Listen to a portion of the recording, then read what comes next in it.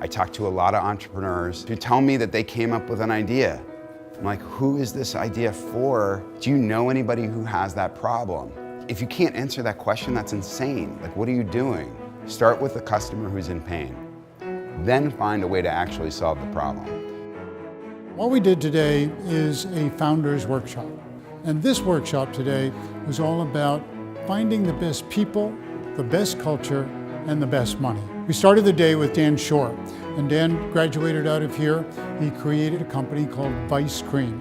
What he talked about was the importance of culture. Culture. It is never too early to think about culture. It's not what you aspire to be, it's what you are today. And one of the tests is you think about if someone came down from Mars and they met an ideal employee at your company, what attributes would that person have?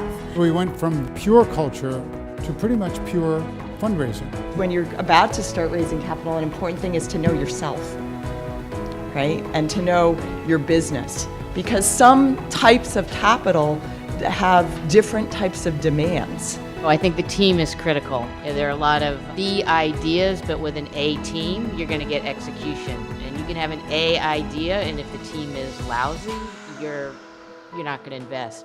There is more money out there today and that is trying to be put to work than has ever existed in the history of time. So you're in a really strong position that if you're able to create a business, there's a high likelihood you'll get funded. And capital is relatively cheap, so that doesn't necessarily mean that you need to go to a venture or private equity or angel group. So it can come in a lot of different ways. We shifted to Art Pappas. Art came out of here as a math major and was a co-founder of a company called Bullhorn. You have to clear a path from feedback to action. When a customer tells you they don't like something, you have to find a way to channel that into action. When people tell you that you're not doing a good job, you have to listen, because they're usually right. We started right after lunch with Bob Stringer.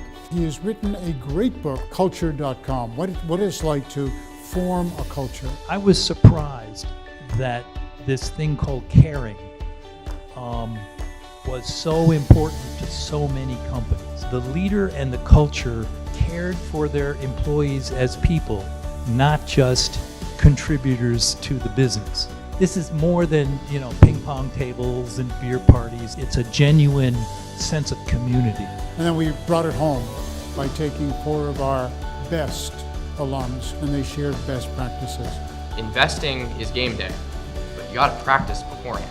You never walk into an investment meeting having not had your whole story, your models, everything you're gonna work with to demonstrate already have been vetted by a whole series of advisors. If you just follow the system that Jack and the Tufts Entrepreneurship is creating, you can get all the skills that you need to work on your company after college. So it's a testament to the Tufts system that I'm here today.